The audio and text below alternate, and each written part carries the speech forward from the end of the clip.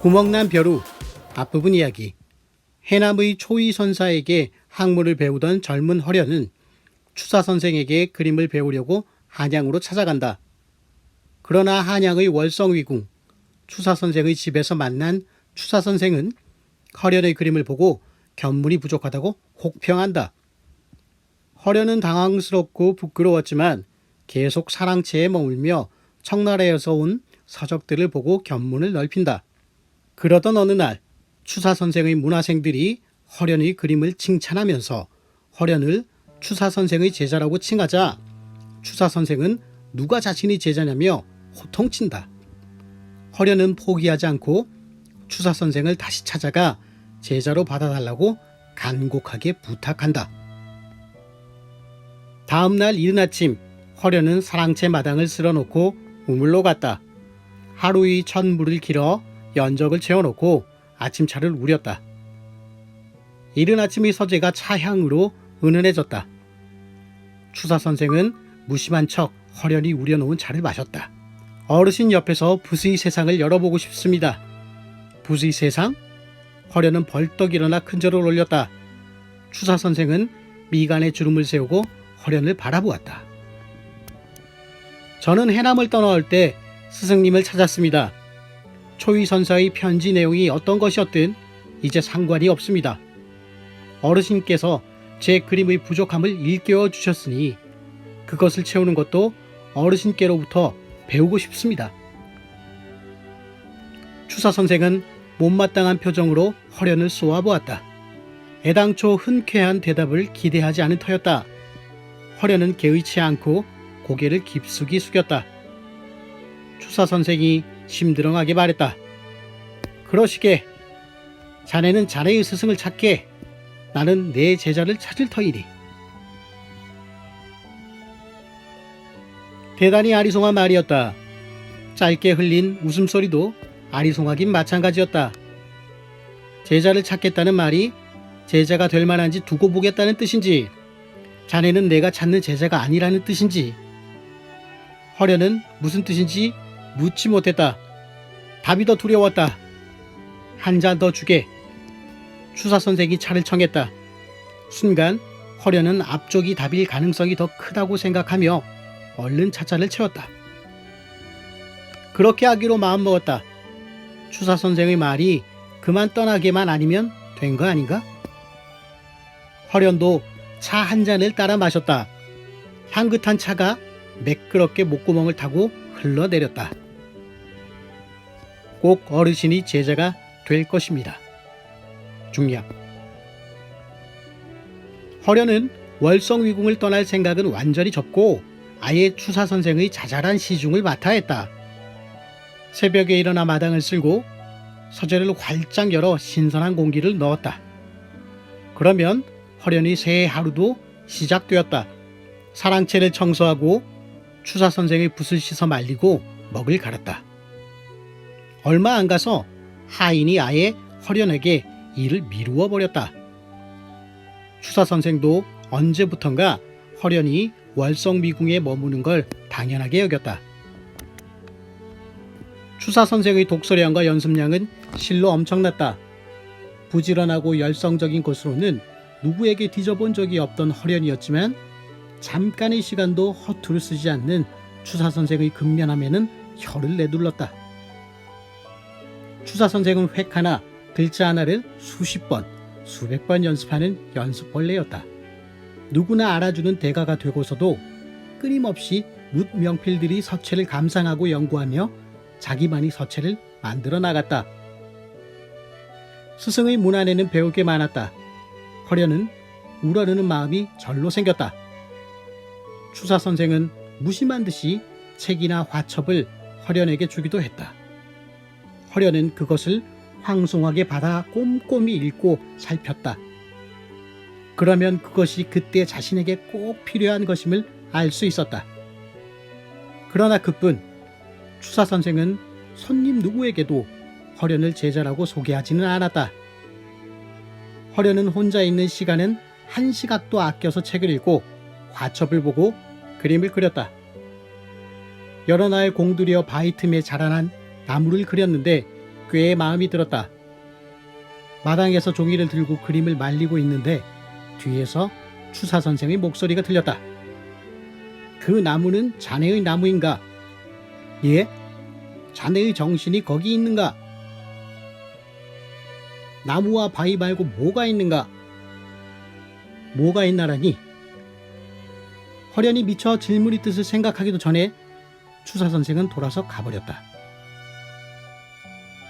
허련은 할 일 없이 그림을 내려다보았다. 공들인 붓질이었다. 그러나 기법만 있고 이야기가 없었다. 추사 선생의 그림처럼 그리는 사람의 이상이나 소망 같은 것은 없었다. 허련은 맥이 빠졌다. 나무나 바위가 아무리 진짜 같아도, 붓질이 아무리 펄펄 살아있어도 눈에 보이는 것만으로는 안 되는 거였다. 정신이라는 것은 붓끝이 오묘함에서 나오는 게 아니었다. 그건 그리는 사람의 마음속에 있는 것이 손을 타고 붓을 지나서 나오는 것이라고 말할 수밖에 없었다. 며칠 동안 허련은 절망감으로 괴로웠다. 내 내면을 깊고 그윽한 무엇으로 채우지 않고서는 제대로 된 그림을 그릴 수 없겠구나. 허련은 그림보다 책을 더 많이 읽었다. 그리는 시간보다 생각하는 시간이 더 많아졌다. 나는 나무에 어떤 의식을 넣어 내 나무로 그릴 것인가? 어떻게 내 바위를 그릴 것인가? 이 모라는 내 모란인가? 아닌가? 나는 어떤 마음으로 새가 되어 날고 있는가? 허련은 자신에게 더 많은 것을 물었다. 사물을 보고 앉아서 깊이 생각하다 보면 사물과 마음이 통하는 듯했다. 그림은 사물과 자신과의 소통이 우선되어야 하는 것이었다. 월성위궁에서 종이를 먹으러 채우면서 계절이 휙휙 지나갔다. 먹을 가는 시간은 마음을 닦는 시간이기도 했다. 먹물이 까맣게 벼울을 채우는 동안 마음은 차분히 가라앉고 내면 깊은 곳에서 그림에 대한 열정만 오롯이 솟아올랐다. 학문이 날로 깊어졌고 그림 보는 안목도 높아졌다. 허련은 기쁨과 뿌듯함에 종일 쉬지 않아도 힘든 줄 몰랐다. 마음먹은 대로 안 되어 괴로울 때가 더 많았지만 그 괴로움조차도 기꺼웠다. 자신의 그림을 볼 줄 아는 안목이 없어 괴로워할 줄도 몰랐던 시절을 생각하면 지금의 괴로움은 오히려 이제 눈이 뜨였음을 보여주는 증거였다. 아주 가끔이지만 추사 선생이 허련의 그림을 보고 고개를 끄덕이기도 했고 비판을 하기도 했다. 고된 악평을 들어도 허련은 행복하고 황홀했다. 어느 날 추사 선생이 물었다. 자네는 종료라는 사람을 아는가? 예, 해서제의 대가로 알고 있습니다. 그는 잠을 잘 때도 이불에다 손가락으로 글씨를 써대서 이불이 너덜너덜해졌다고 하더군. 예, 그만큼 연습을 해야 대가가 되는군요. 뭐든 미친 듯이 하지 않고서는 큰 성취를 얻을 수 없네. 허련은 깊이 알아듣고 고개를 숙였다. 붓을 1000개쯤은 뭉뚝하게 만들어 봐야 그림이 뭔가를 알게 될 걸세. 추사 선생이 흘리듯 말하고는 돌아서 갔다. 허련은 몽당붓을 들고 물끄러미 보았다. 이제 겨우 한 걸음을 더 뗀 것 같았다. 1000개 넘어 붓이 다르면 허련은 쓰고 또 썼다. 그리고 또 그렸다. 추사 선생이 행장을 꾸렸다. 멀리 문경에서 비석 하나가 발견되었다는 소식을 듣고서였다. 벌써 여러 번째였다. 추사 선생은 종이와 먹을 들고 방 안에 앉아서 쓰기만 하는 사람이 아니었다. 깨진 비석 한 조각이 발견되었다는 말을 들으면 그냥 넘어가지 않았다. 멀다 않고 찾아가서 거기에 쓰인 글씨를 탁본해왔다. 그러고는 옛 책들을 뒤지며 그 서체를 연구했다. 젊은 날에도 부친의 부임지에 다니러 가서는 그 지방의 산을 헤매며 비석들을 탐색했다고 들었다.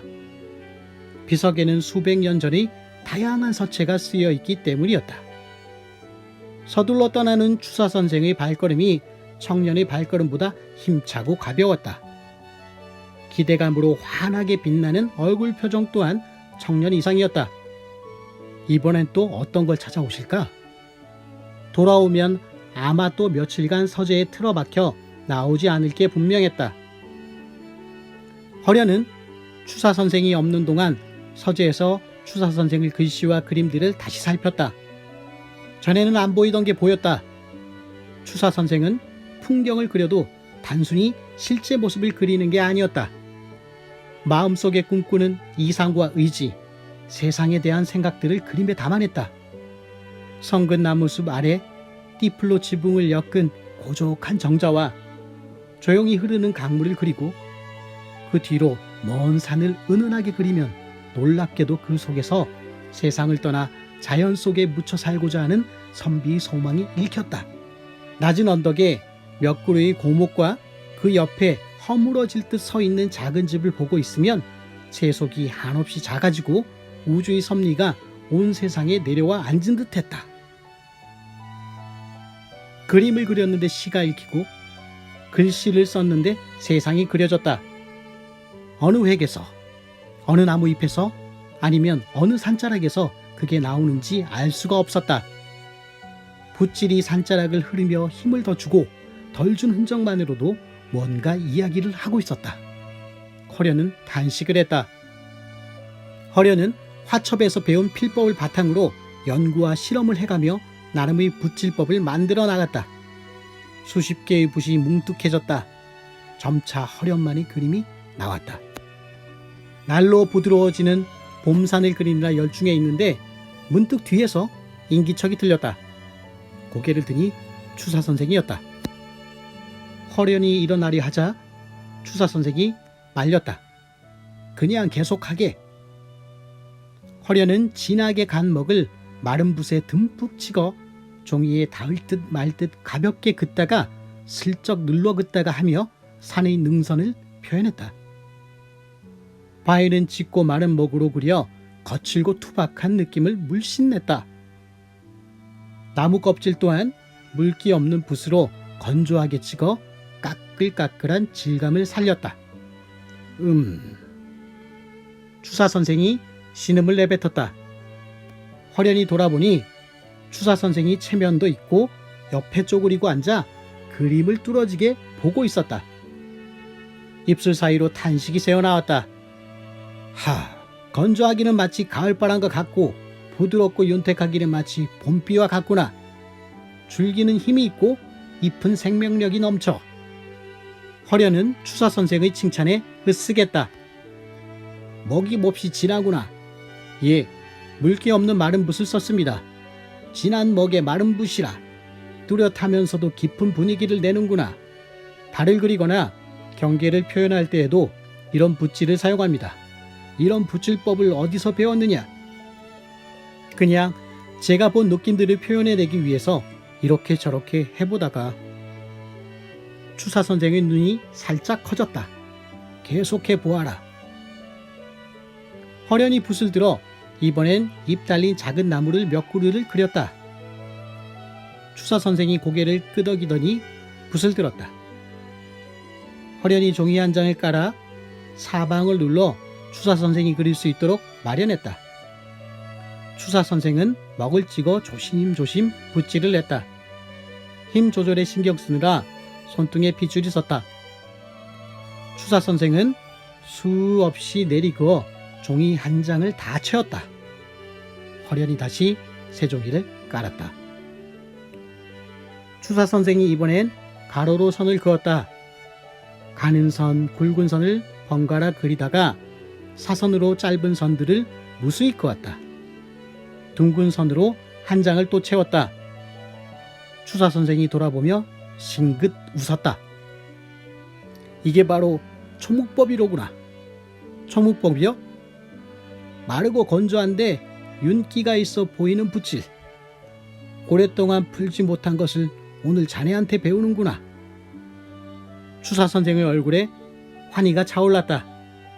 초묵법, 허련은 자기가 먹을 쓴 방법이 그것인 줄 몰랐다. 추사 선생이 기뻐하는 것을 보고 그저 어리둥절할 뿐이었다.